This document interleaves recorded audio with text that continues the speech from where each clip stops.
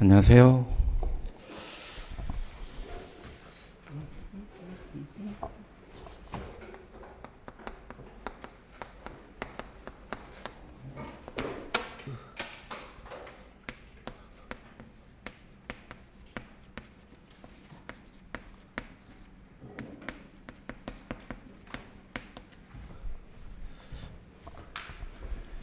저는 여러분들하고 2달 동안 같이 노동법 1차 기본 강의를 공부를 할 권희창이라고 합니다. 그리고 제 이메일 주소고요. 공부를 하시다가 뭐 궁금하신 내용이 있거나 이러면은 메일로 질문을 해주셔도 되고요. 그리고 쉬는 시간에 질문을 해주셔도 됩니다. 일단 한 2회 정도 기본적으로 쉬는 시간이 있을 거고요. 쉬는 시간에 질문을 하셔도 됩니다. 오늘 나눠드린 프린트물 중에서 오늘 공인노무사 1차 노동법 총평이란 거 한번 보시겠습니다.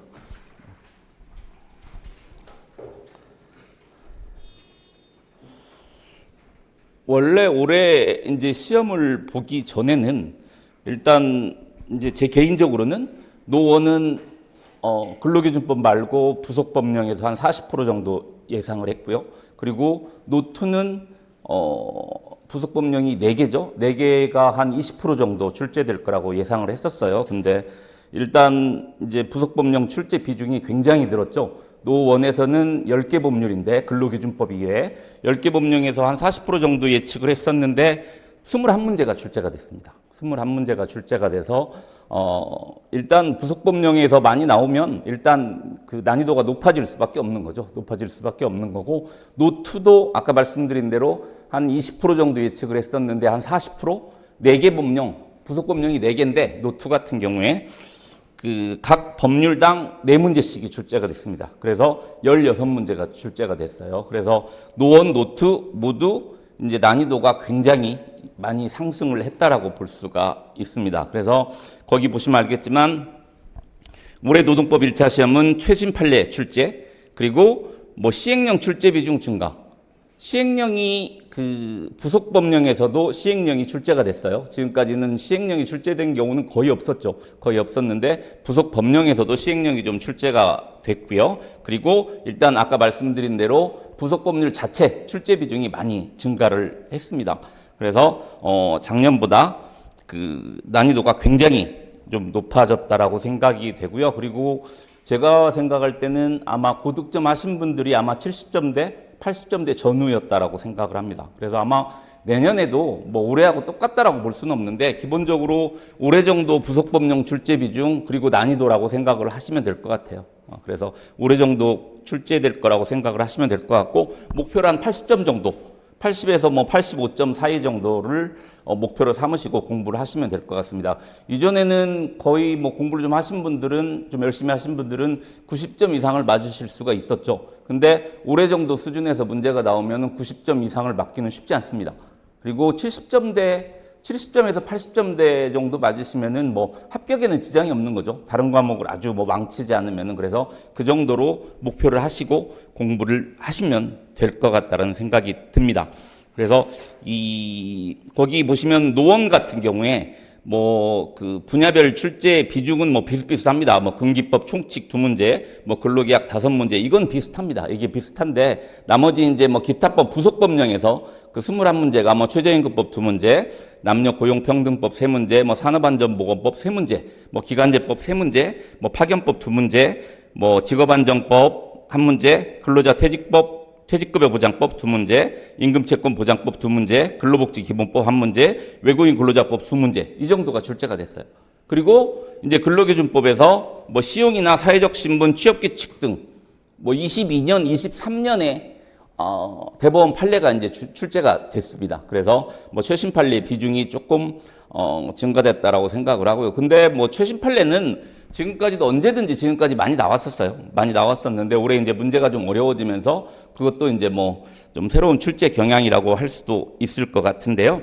그리고 노동법 2를 보시면 거기 4번째 줄 보세요.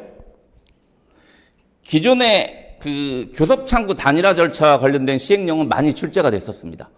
많이 출제가 됐었는데 그 교섭창구 단일화 절차와 관련된 시행령 이외에 노동조합 등기, 근로시간 면제 심의위원회, 노동조합 해산 등과 관련된 시행령이 지금까지 한 번도 안 나왔던 시행령들이 좀 출제가 됐어요. 그래서 난이도 상승에 일조를 했다라고 생각을 하고요. 그리고 이런 부속 법률과 관련된 시행령도 좀 출제가 됐어요. 부속 법률과 관련된 시행령. 예를 들면은 근로자 참여법, 이런 그 부속 법률과 관련된 시행령도 출제가 돼서 난이도가 좀 높아졌다라고 생각을 합니다. 이렇게 문제의 난이도가 높아지긴 높아졌지만 1차 공부 방법은 기본적으로 큰 변화는 없습니다. 큰 변화는 없는데 어떤 차이가 있냐면은 이게 큰 변화가 없다라는 말씀을 드리는 이유는 부속법령이 이렇게 많이 나왔다고 해서 근로기준법하고 똑같은 비중으로 공부할 수는 없습니다. 우리가 아까 말씀드린 대로 90점, 100점이 목표가 아니잖아요. 70점, 80점 이 정도가 목표입니다.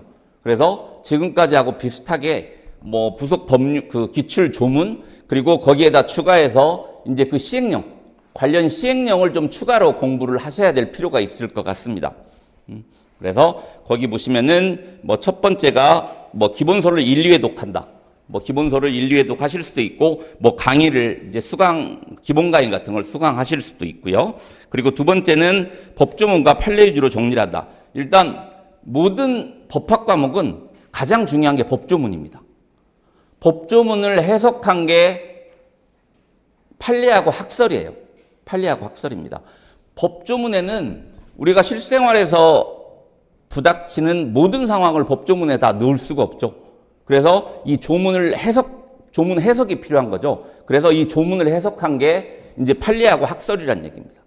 그래서 과거에는 학설에도 시험이 나왔죠. 학설에서도 시험이 나왔는데 이제 지금은 학설에서는 시험이 거의 안 나오죠. 거의 안 나오고 조문하고 판례가 이제 중요하다는 겁니다. 근데 판례 중에서도 판례는 지방법원 판례도 있고요. 고등법원 판례도 있고 대법원 판례도 있습니다. 근데 우리가 공부를 해야 되고 시험을 준비하기 위해서 우리가 신경을 써야 될 건 대법원 판례입니다. 대법원 판례. 그래서 조문하고 대법원 판례가 가장 중요하다는 거죠. 그래서 법조문에는 아까 말씀드린 대로 이제 중요 시행령까지 포함을 해서 이제 공부를 하셔야 되고요. 판례도 이제 최신 판례까지 이제 포함해서 이제 정리를 하실 필요가 있다라는 거죠. 그래서 이제 최신 판례는 오늘 일부 나눠드린 판례가 있긴 있는데요. 진도를 나가면서 추가적으로 이제 최신 판례를 나눠드릴 거예요. 그래서 그걸로 준비를 하시면 될 것 같습니다. 그리고 세 번째, 아까 말씀드린 대로 부속 법령 출제 비중 확대에 대비한 집중 정리가 필요하다는 생각이 들고, 마지막엔 결국에는 암기죠. 그래서 모든 시험에는 합격을 위해서는 3단계가 필요하다고 생각을 합니다. 첫 번째는 이해 단계고요. 두 번째는 정리 단계입니다. 그리고 세 번째는 암기 단계예요. 그래서 이해하고 정리하고 마지막으로는 암기할 필요가 있다는 거죠. 그래서 이해하고 정리해야 할 때까지는 이제 제가 이제 도와드리는 거고요. 이해하고 정리할 때까지는 제가 도와드리는 거고, 마지막으로 이제 암기는 이제 우리 수험생 여러분들이 직접 하시는 거죠. 반복해서 보시는 거죠. 반복해서 보시고 문제풀이를 하시고. 그래서 그리고 특히 이제 노동법 같은 경우에는 2차 시험에도 있죠. 2차 시험에도 있기 때문에 1차에서 공부를 제대로 해 놓으시면은 나중에 2차 공부하실 때도 도움이 많이 되십니다. 도움이 많이 되시고, 그리고 지금 오늘 강의 계획서를 한번 보시면은 이전보다 횟수가 조금 늘었죠. 18회라고 되어 있습니다. 18회라고 되어 있는데 이렇게 횟수를 조금 이렇게 연장한 이유는 아까 말씀드린 대로 이제 부속법령 출제 비중이 좀 증가를 했기 때문에 이전보다 조금 자세하게 강의할 필요성이 조금 높아졌다라고 봐서 강의 횟수가 좀 증가를 했습니다. 근데 우리 노동법에서는 기본적으로 가장 중요한 건 근로기준법하고 노조법입니다. 그게 이제 2차 시험에서 나오는 거죠. 2차 시험에서 나오는 게 근로기준법하고 노조법이기 때문에 기본적으로는 근로기준법하고 노조법을 가장 많이 할 거고요. 그리고 실제 2차 시험에서는 근로기준법하고 노조법에서만 나옵니다. 나머지 부속법률에서는 시험이 거의 99%가 나온 적이 없습니다. 이게 나온 적이 없는 이유가 2차 시험에서는 법전을 주죠. 법전을 줍니다. 1차는 안 줘요. 1차는 안 줍니다. 근데 2차 시험에서는 법전을 주는데 근로기준법하고 노조법 이외에는 법조문이나 이 시행령 이외에는 2차 시험이 나와도 쓸 내용이 없어요. 근데 법전을 나눠주는데 이걸 출제할 의미가 없는 거죠. 그래서 2차 시험을 위해서도 이제 근로기준법하고 노조법 위주로 공부를 하는 거고요. 그래서 근로기준법하고 노조법 위주로 이제 근로기준법하고 노조법을 총 한 12회 정도 공부를 하실 거고요. 나머지 6회 정도를 이제 부속법령, 노원에 포함된 부속법령, 노투에 포함된 부속법령을 합해서 총 14개 법률이죠. 이 14개 법률에 대해서 공부를 하실 겁니다.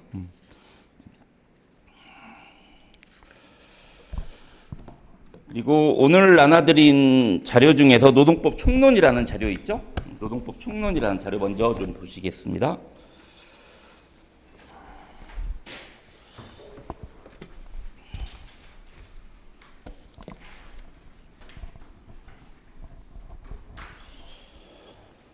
거기 보시면은 노동법 1차 시험 범위, 노원하고 노투가 나눠져 있습니다. 그래서 노원에는 근로기준법 이외에 나머지 이제 부속법률이 10개가 있고요. 그래서 작년까지는 나머지 10개에서 한 문제씩 출제가 됐어요. 그래서 근로기준법 15문제, 나머지 부속법률에서 법률당 한 문제씩 해서 10문제, 25문제가 출제가 됐었죠. 근데 이게 이제 올해 근로기준법 19문제, 나머지 부속법률이 이제 21문제가 출제가 된 겁니다. 그리고 노트는 노동조합 및 노동관계 조정법, 그리고 나머지 부속법률이 4개죠.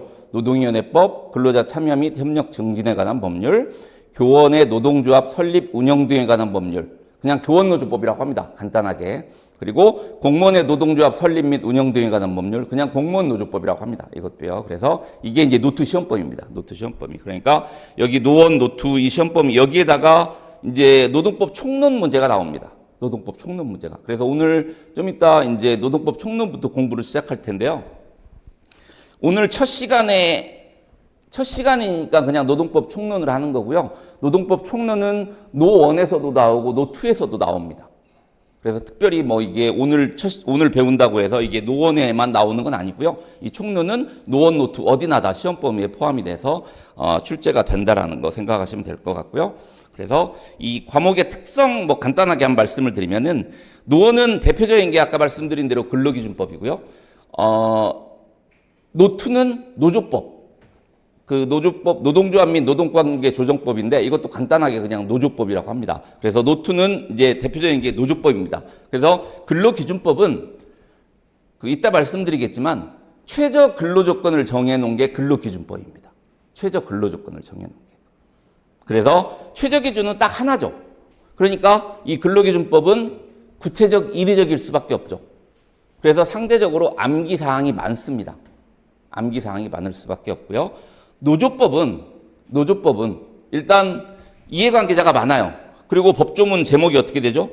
법 이름이 노동조합 및 노동관계 조정법입니다. 관계를 조정해 주는 법이죠. 그러니까 이 노동조합 및 노동관계 조정법에서 관계자는 근로자, 노동조합, 사용자, 그리고 일반인도 관계자죠. 노조에서 파업을 하면은 그 회사에서 생산하는 제품을 사용하는 일반인도 영향을 받을 수가 있습니다. 그래서 이 관계를 조정을 해주기 때문에 근로기준법과 같이 구체적이고 이례적일 수가 없습니다. 그래서 상대적으로 이해해야 될 내용이 많을 수밖에 없어요. 근데 이제 1차를 준비하는 측면에서는 근기법이나 노조법이나 큰 차이는 없어요. 큰 차이는 없습니다. 기본적인 특성을 말씀드리는 거예요. 기본적인 특성을 말씀을 드린 거고요. 다음에 이제 노동법의 형성 배경입니다. 노동법의 형성 배경. 거기 보시면은 일단 노동법이 최초로 만들어진 건 영국에서 만들어졌습니다. 영국에서 산업혁명이 시작이 됐죠. 그래서 산업혁명으로 자본주의 사회가 형성됨으로써 노동법이 만들어졌어요. 그러니까 이 산업혁명이 일어나면서 생산체제가 수공업체제에서 공장체제로 바뀐 거죠. 이 수공업체제에서 공장체제로 바뀌었다는 얘기는 근로자들이 많아졌다는 겁니다. 그래서 이걸 뭐 대량의 노동관계, 형성됐다라고 표현하기도 합니다. 그래서 이런 변화가 생기면서부터 거기 나와 있죠. 근로자는 자본가에 의해서게 되고 사용자는 근로자를 생산수단으로 취급해서 자본가와 노동자가 2계급 분열이 일어났다. 그래서 사회가 불안정해졌다는 거죠. 그래서 거기 불안정한 노사관계로 인한 대립투쟁이 사회적 문제가 됐어요. 그래서 이 문제를 해결하기 위해서 자본주의 사회의 변화를 요구한 거죠. 그래서 생겨난 게 사회법입니다. 사회법. 사회법 중에 하나가 노동법이에요. 좀 이따 말씀을 드리겠지만 이 사회법에는 노동법도 있고 경제법도 있고 사회보장법도 있습니다.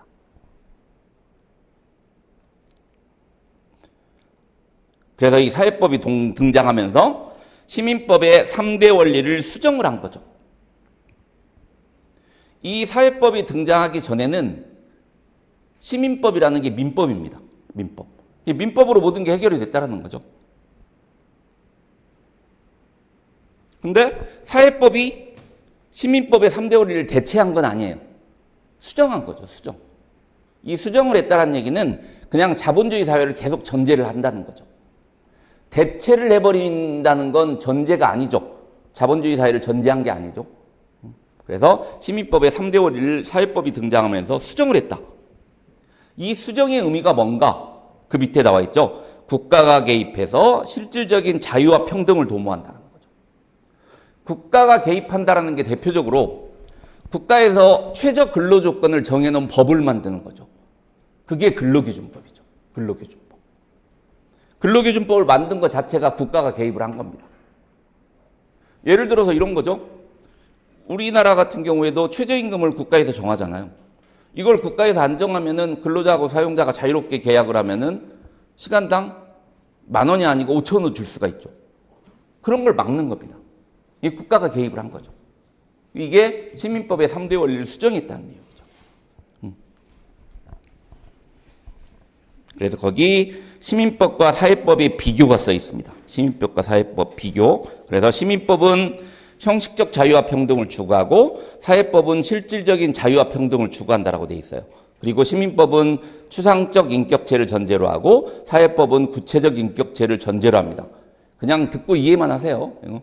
예를 들면 이런 거죠. 시민법은 모든 사람은 경제적이고 합리적이라고 가정을 하는 겁니다. 모든 사람 능력이 다 뛰어나고 합리적으로 생각한다라고 전제를 한 겁니다. 근데 실제 사람들이 살아가는 걸 보면 능력도 다르고 돈을 소유하는 것도 다르잖아요. 어떤 사람은 돈이 많은 사람도 있고 적은 사람도 있어요. 그래서 시민법은 추상적 인격체를 전제로 하는데 사회법은 구체적 인격체를 전제로 한다는 거죠. 그래서 구체적 인격체를 전제로 하기 때문에 모든 사람이 경제적이지도 않고 합리적이지도 않다라는 거죠. 그걸 고려해서 국가에서 개입을 하는 거죠.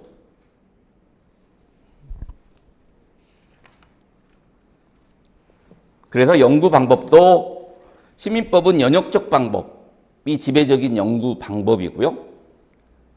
사회법은 균합적 방법. 균합적 방법이라는 게 경험칙을 중요시하는 거죠. 경험칙을. 그래서 실제 사람들이 살아가는 모습을 보니까 지금 말씀드린 대로 경제적이지도 않고 합리적이지도 않다라는 거죠. 이런 걸 보고 뭔가 법과 제도를 만드는 거죠. 그게 이제 사회법이라는 거죠. 그게. 그래서 시민법은 국가가 개입하지 않죠. 그래서 당사자가 개인 대 개인입니다. 국가에서 개입할 필요가 없어요. 근데 사회법은 아까 국가가 개입한다고 그랬죠. 그래서 당사자가 개인 대 국가. 근데 여기서 오해하시면 안 되는 게 개인 대 개인의 관계가 없는 건 아니에요. 개인 대 개인의 관계가 있는데 거기에 국가가 개입을 한다는 걸 강조하기 위해서 개인 대 국가라고 표현을 한 겁니다. 그래서 가장 대표적인 시민법은 이제 민법, 상법 이런 것들이죠.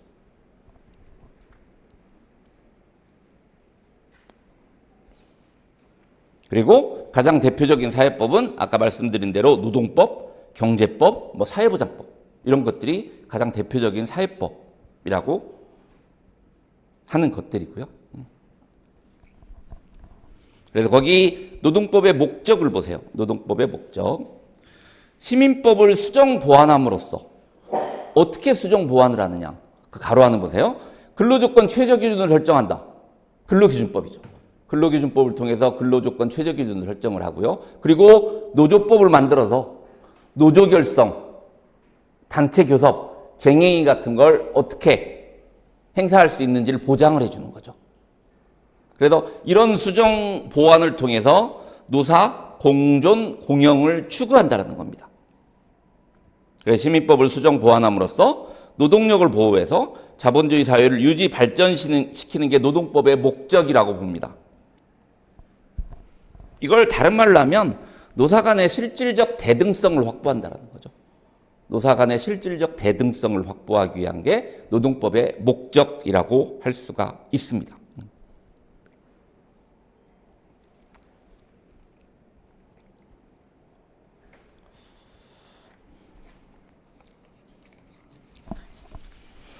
교재를 볼까요? 교재를.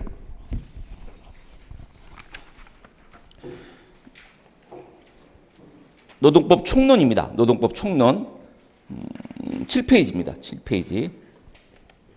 아까 말씀드린 대로 오늘 공부하는 노동법 총론은 노1에도 나올 수 있고 노2에도 나올 수 있어요. 다.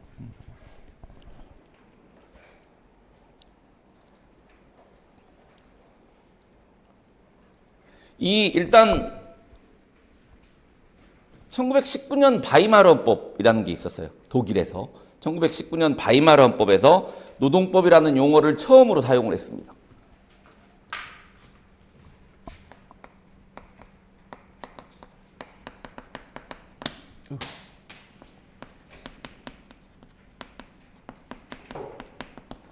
바이마르헌법에서 노동법이라는 용어도 처음 사용을 했고요. 그리고 헌법에 그 노동 3권과 같은 사회적 기본권이 헌법에 처음으로 도입된 게 이 1919년 바이마르 헌법이에요.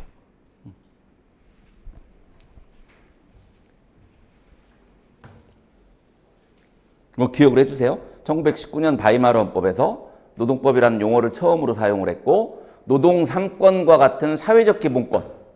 우리 이따 간단하게 말씀드리겠지만 우리 헌법상의 기본권에는 자유권적 기본권이 있고 사회적 기본권이 있습니다. 근데 이 사회적 기본권, 뭐 근로의 권리, 뭐 노동 3권 이런 걸 사회적 기본권이라고 하는데 이 사회적 기본권이 헌법에 처음으로 등장한 게 이 1919년 바이마르 헌법이에요. 바이마르 헌법.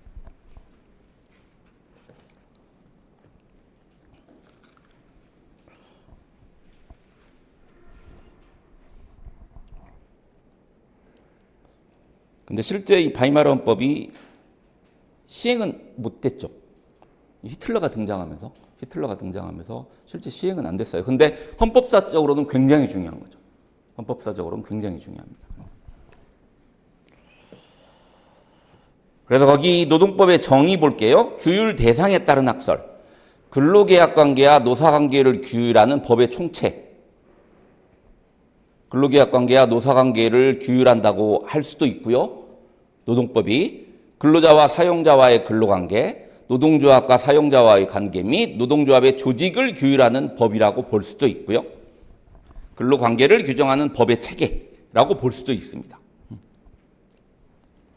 다음에 노동법의 이념을 중시하는 학설에서는 근로자가 그의 노동에 의해서 생존권을 확보할 수 있도록 하는 것을 목적으로 하는 법이 노동법이다 라고 정의할 수도 있습니다.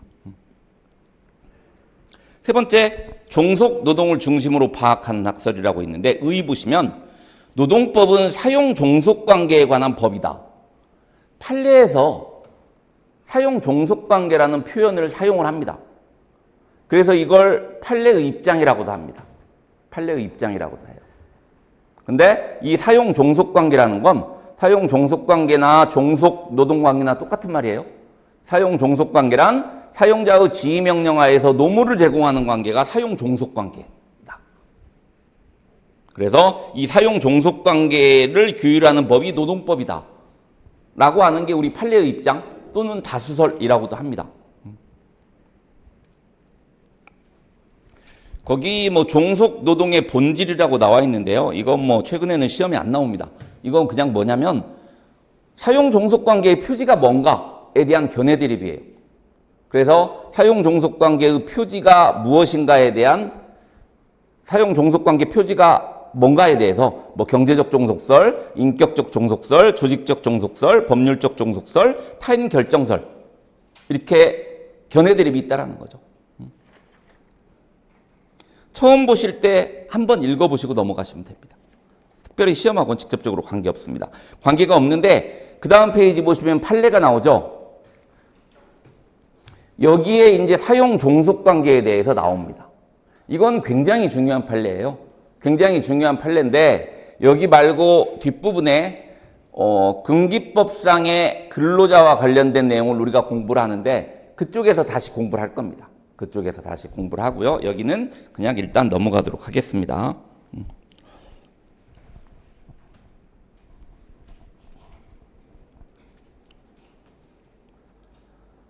다음에 노동법의 특수성입니다. 노동법의 특수성 첫 번째, 노동의 특수한 상품성. 노동도 상품이지만 사람은 인격을 가지고 있기 때문에 특별한 상품이라는 거죠. 노동도 상품이다. 노동도 상품이지만 사람은 인격, 다른 말로 하면 지성을 내포하고 있기 때문에 다른 상품과는 다르다. 그래서 특별한 배려가 필요하다. 이게 첫 번째, 이제 노동법의 특수성이라고 볼 수도 있고요. 다음 두 번째는 집단자치성입니다. 집단자치성. 노동법은 근로자와 사용자 간의 근로계약 관계에 개입은 하되 그 최저 기준만을 규정을 하고, 근로기준법이죠. 근로기준법에서 최저 근로조건을 설정을 해놓으면 그 이상에서 근로자하고 사용자가 합의해서 근로계약을 체결하는 거죠. 근로계약을. 그리고 근로자의 노동 3권을 보장함으로써 단체협약이라는 자율입법을 기대하는 전제로서의 노사 집단자치성을 갖는다. 그러니까 우리 노조법, 헌법 33조하고 노조법을 통해서 단결권, 단체교섭권, 단체행동권을 보장을 하고 어떻게 행사할 것인가에 대해서 절차가 규정이 돼 있어요. 그런 노동 3권을 행사해서 단체협약을 체결하죠. 단체협약에서 근로조건이 결정이 됩니다. 그래서 노조하고 사용자가 협의해서 단체협약을 체결해서 근로조건 같은 걸 결정을 하기 때문에 집단자치성이라는 특수성이 있다라고 얘기를 하는 거죠. 집단자치성이라는 특성이 있다.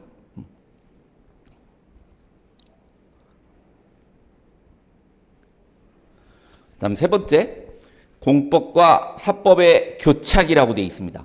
이 말이 다른 말로 하면 그 가로 안에 시민법 원리 수정하고 똑같은 얘기입니다. 시민법 원리의 수정이 다른 말로 하면 무슨 말이라고 그랬죠? 국가가 개입하는 거라고 그랬죠? 국가가 개입하는 거라고 그랬습니다. 그러니까 국가가 개입하기 전에는 그냥 사법이었어요. 근데 국가가 개입하면서 공법적 성격이 가미가 된 거죠. 그래서 우리 노동법은 공법과 사법이 교착하게 되는 중간법적인 영역이라고 본다라는 거죠. 근데 공법적 성격이 뭘까요? 공법적 성격. 국가에서 뭔가 기준을 제시하는 거죠. 국가에서 뭔가 기준을 제시하고 그 기준을 위반을 하면은 국가에서 처벌을 하는 겁니다. 이게 공법적 성격입니다. 공법적 성격. 우리가 아까 말씀드린 근로기준법은 뭐라고 그랬죠? 최저 근로조건을 정한 법이라고 그랬죠? 국가에서 정해준 최저 근로조건을 사용자가 위반을 했어요. 그러면 이것도 최저 근로조건 준수해라 라고 지도를 합니다. 근데 그래도 그걸 위반을 하면은 이제 처벌을 하는 거죠. 이게 공법적 성격이에요. 이게 공법적 성격. 근데 공법적 성격만 있는 게 아니죠. 사법적 성격이 있습니다. 사법적 성격. 사법적 성격은 다른 말로 하면 근로자하고 사용자가 자율적으로 합의를 할 수 있는 게 사법적 성격이죠. 다른 말로 하면은 명문 규정이 없거나 노동법 원리 적용이 어려우면 민법을 적용하는 게 사법적 성격입니다. 민법.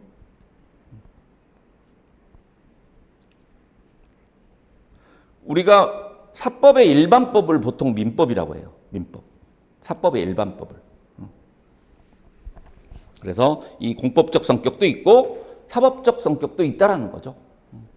우리 노동법이라는 건.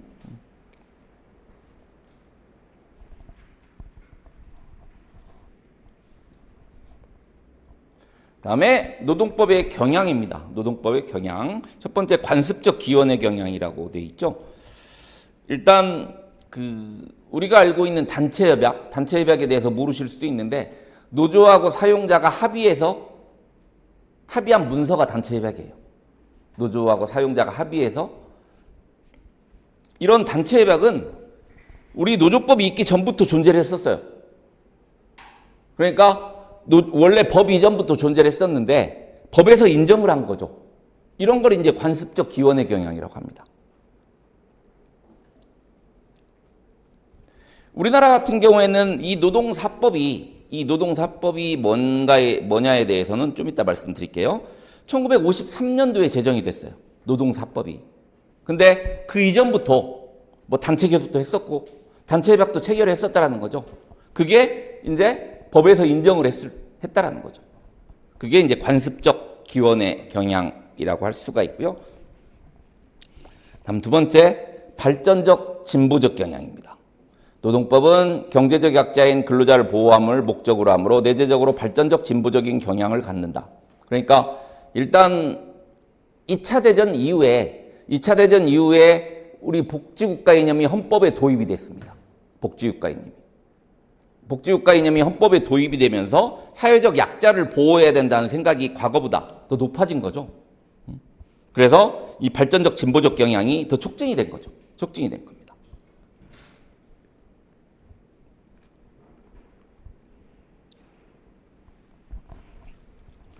다음 세 번째, 통일적 경향. ILO 협약이라는 게 있습니다. ILO 협약이라는 게 있는데 ILO 협약은 몇백 개가 있어요. 그래서 만약에 ILO 협약을 우리나라 국회에서 비준을 하면 그게 우리나라 법하고 똑같은 효과가 있어요. 그러니까 ILO 협약 같은 걸 비준하는 국가가 많으면 많을수록 각국의 노동법이 비슷해지는 거죠. 이게 통일적 경향이라는 거죠. 이게 통일적 경향. 그리고 또 이렇게 설명할 수도 있어요. 이 후진국은 선진국의 노동 문제 해결 방식을 참고하면서 자국 노동법을 발전시킵니다. 그러면 비슷비슷해지는 거죠. 참고를 많이 하면 할수록. 그래서 통일적 경향을 갖는다라고 할 수가 있는 겁니다.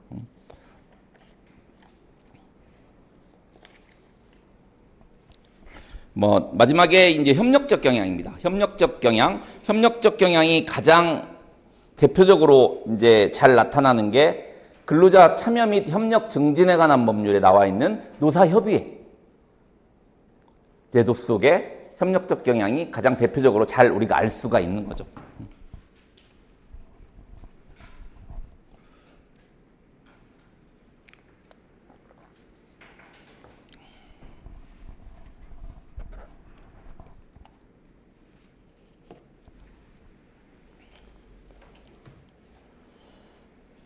거기 노동법의 책에 보시면은 노동법의 지위, 아까 말씀드린 겁니다, 이거. 근대 시민법과의 관계는 한번 보시면 될 것 같고요. 사회법과의 관계.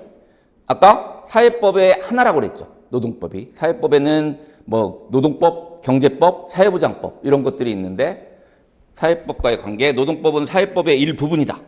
라는 견해가 이제 다수설 입장이고요. 경제법도 노동법과 같은 사회법입니다.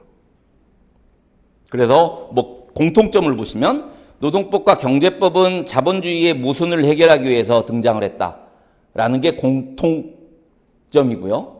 근데 차이점은 경제법은 경제행위 규제 촉진을 위한 법이다. 경제법은 독점행위, 과점행위, 독점적 행위 이런 걸 규제하는 게 경제법입니다.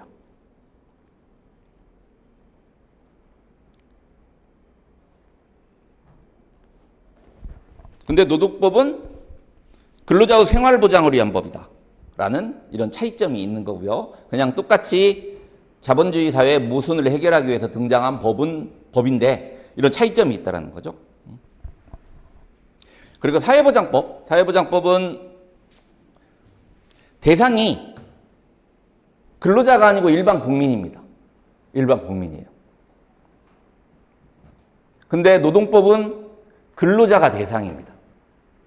보통 그걸 우리가 근로기준법상 근로자, 노동조합법상 근로자 이렇게 얘기를 합니다. 그래서 근로기준법의 보호를 받든지 노동조합법의 보호를 받기 위해서는 근로자여야 되는 거예요. 근데 여기 나와 있는 사회보장법은 근로자가 아니어도 그냥 우리나라 국민이면은 사회보장법의 보호를 받을 수가 있다는 거죠. 그런 차이점이 있다는 겁니다. 차이점이 있다.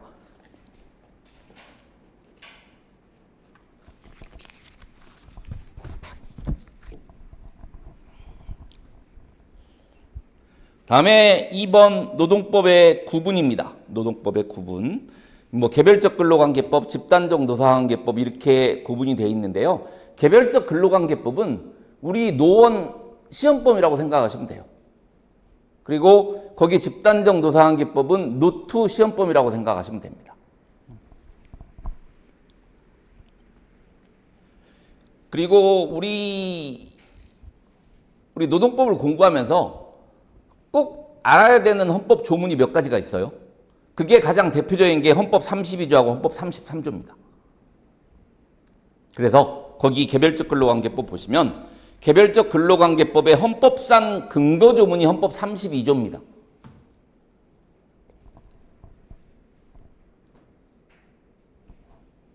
거기 첫 번째 줄 보시면 헌법 32조의 근거에서 사용자의 행위를 규제함으로써 개개근로자를 개별적으로 보호하는 법이다. 그러니까 이 개별적 근로관계법은 당사자가 근로자 대 사용자예요. 그리고 이 개별적 근로관계법은 강행법적 성질이 많습니다. 그건 무슨 얘기냐면 위반하면은 벌칙을 부과하고요.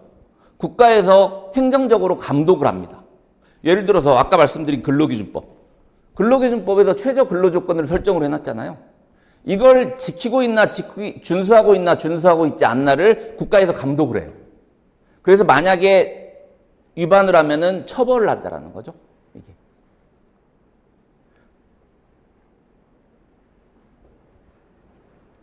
지금 말씀드린 게 그 말이에요. 사용자의 행위를 규제함으로써 개개근로자를 개별적으로 보호한다. 그게 그 말입니다. 개개 근로조건을 근로기준법에 설정을 해놓고 이걸 준수하고 있나 준수하고 있지 않나 국가에서 행정적 감독을 하고 만약에 위반을 하면 국가에서 처벌을 한다. 처벌을 통해서 개개 근로자를 개별적으로 보호한다는 거죠.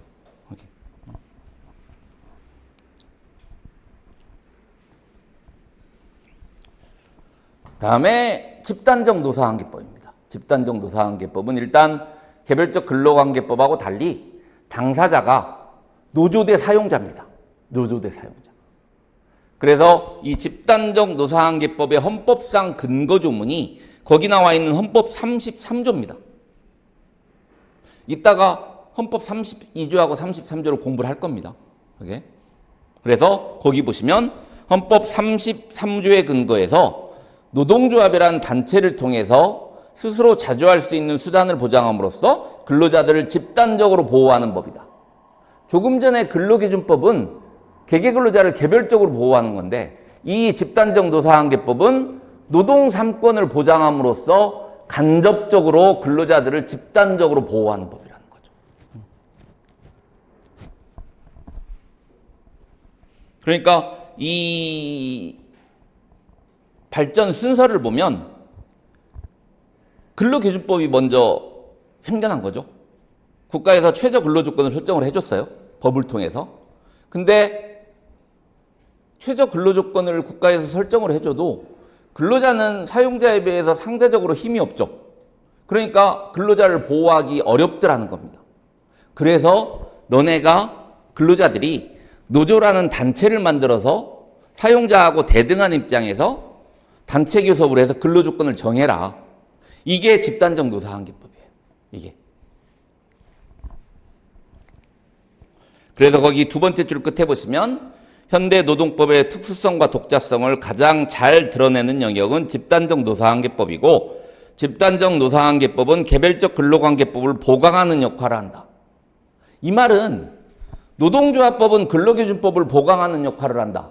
하고 똑같은 얘기죠. 그렇죠? 노동조합법은 근로기준법을 보강하는 역할을 한다.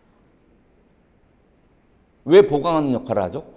근로기준법만으로는 근로자를 보호하기 어려우니까 노동조합법을 만들어서 추가적으로 보호하겠다라는 거죠.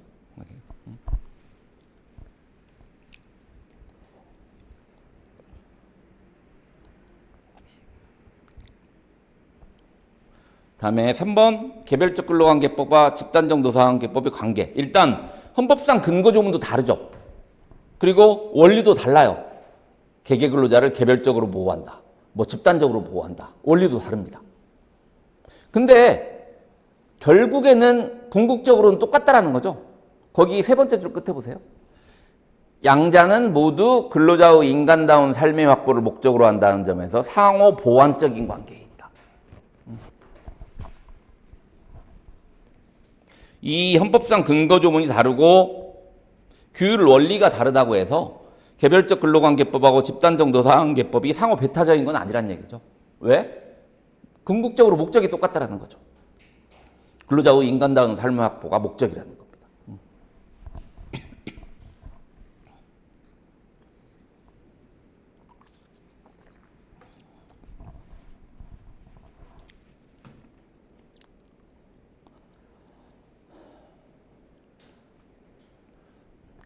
다음에 노동법의 법원입니다. 법원.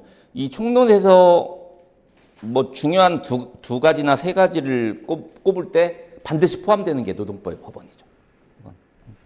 노동법의 법원은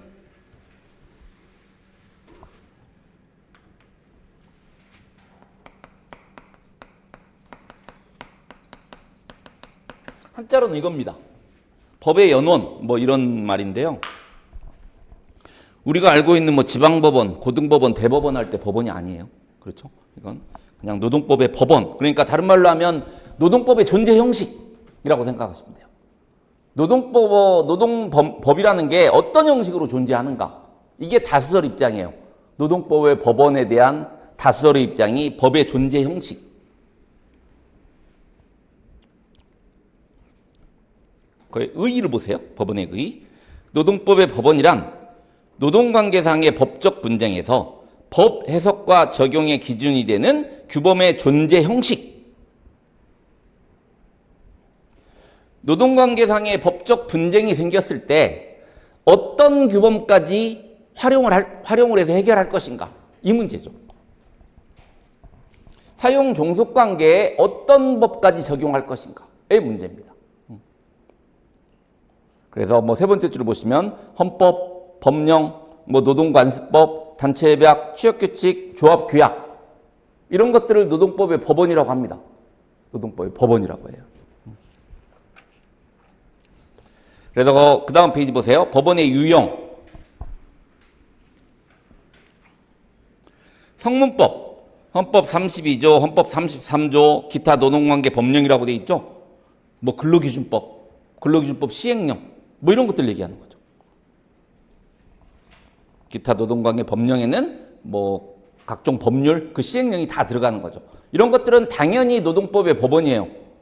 노동관계상의 법적 분쟁이 생겼을 때 그런 걸 활용해서 해결할 수가 있다는 얘기죠. 두 번째 ILO 협약입니다. ILO 협약. ILO 협약은 일단 객관식과 관련해서 꼭 기억하셔야 될 게 ILO 협약은 우리나라 노동법의 법원이다. 그러면 틀린 지문입니다. ILO 협약은 우리나라 국회에서 비준을 해야 우리 노동법의 법원이 되는 거예요. 그래서 정확하게 말씀을 드리면 ILO 비준 협약은 우리 노동법의 법원이다. 이래야 정확한 표현입니다. 그냥 ILO 협약은 우리 노동법의 법원이다. 그럼 틀린 지문이에요. 비준은 다른 말로 하면 그냥 국회 동의라고 생각하시면 돼요. 국회 동의.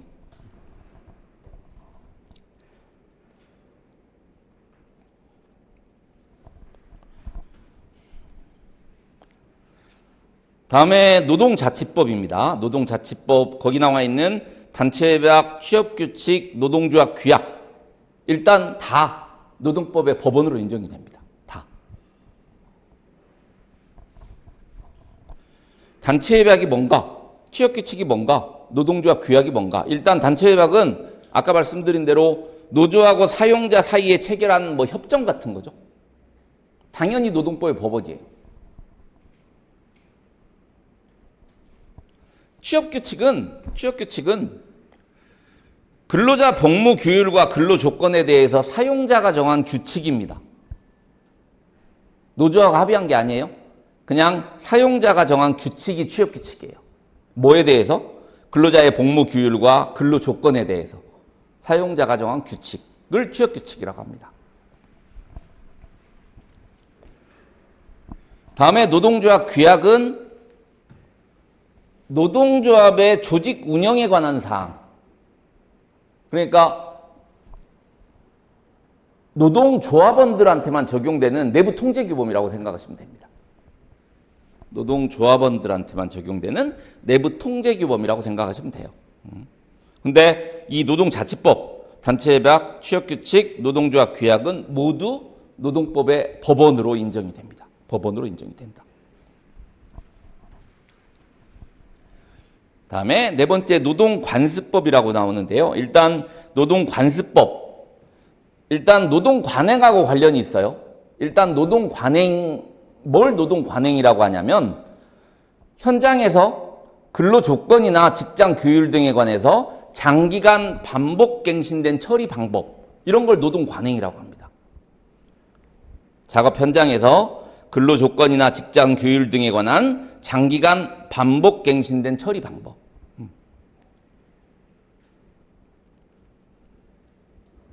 예를 들면 이런 거죠. 이 회사에서는 성과급을 두 달에 한 번씩 주는데 그게 회사 규정에는 없어요. 근데 회사에서 그냥 관례적으로 지급한 거예요. 2달에 한 번씩. 그런 게 노동관행입니다. 노동관행. 근데 일단 이런 노동관행이 있으면 이런 노동관행이 모두 노동관습법이 돼서 노동법의 법원이 되느냐? 일단 노동관습법이 되면 노동법의 법원이에요.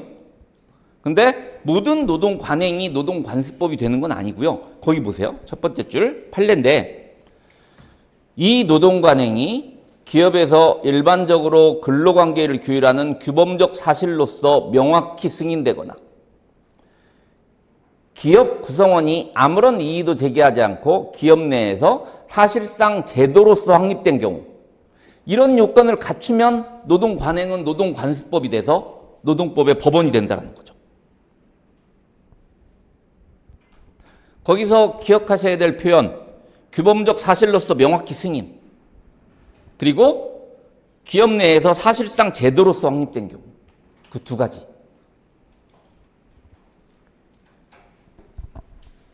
노동관행이 이런 요건을 갖추면 노동관습법이 돼서 노동법의 법원이 된다는 거죠.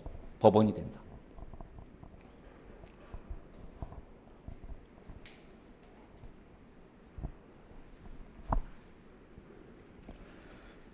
다음에 판례입니다.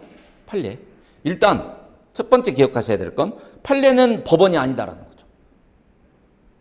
우리나라는 성문법 국가입니다. 그래서 일단 판례는 법원이 아닙니다.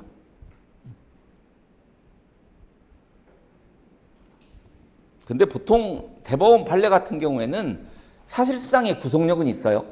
사실상의 구속력이 있다는 건 무슨 얘기냐면 대법원 판례가 있으면 하급심에서 판단을 할 때 대법원 판례를 고려를 합니다. 올라가 봐야 대법원에서 이렇게 판단할 건데 하면서 사실상 구속력은 있어요. 근데 문제를 푸실 때는 그건 생각하시면 안 돼요. 그냥 판례는 노동법의 법원이 아니다. 이걸 기억하셔야 돼요. 판례는 노동법의 법원이 아니다.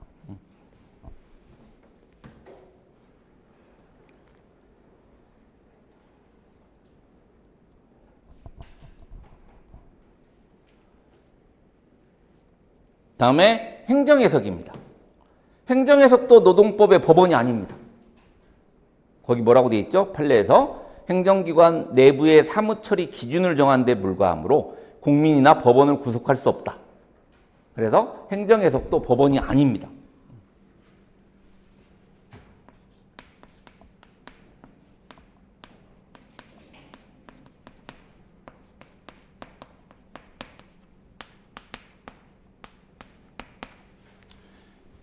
행정해석하고 같은 표현입니다. 이게.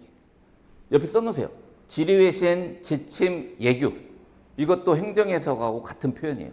그러니까 이런 표현으로 나와도 노동법의 법원이 아니라고 생각하시면 됩니다. 지리외신, 지침, 예규라고 나와도.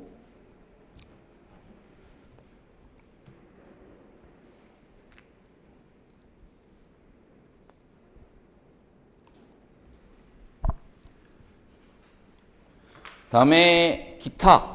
뭐 근로계약 사용자의 지시권에 대해서는 법원성을 부정한다. 뭐 대표적으로 근로계약. 근데 이건 견해 대립이 좀 있어요. 그래서 뭐 다수설은 근로계약은 노동법의 법원이 아니라고 하는데 소수설은 근로계약도 노동법의 법원이라고 보시는 교수님들이 계세요. 그래서 이건 실제 그 소수설 입장을 취하시는 분이 출제위원으로 들어가면 근로계약도 노동법의 법원이라고 보는 경우도 있습니다. 이건 상대적으로 판단하셔야 돼요. 뭐 지금은 뭐 근로계약에 대해서는 법원성을 뭐 부정하는 견해도 있고 긍정하는 견해도 있다. 이 정도로 정리하고 넘어가시기 바랍니다. 법원의 유형까지 봤고요. 잠깐 쉬었다가 법원 간 충돌 시 효력 관계부터 보도록 하겠습니다.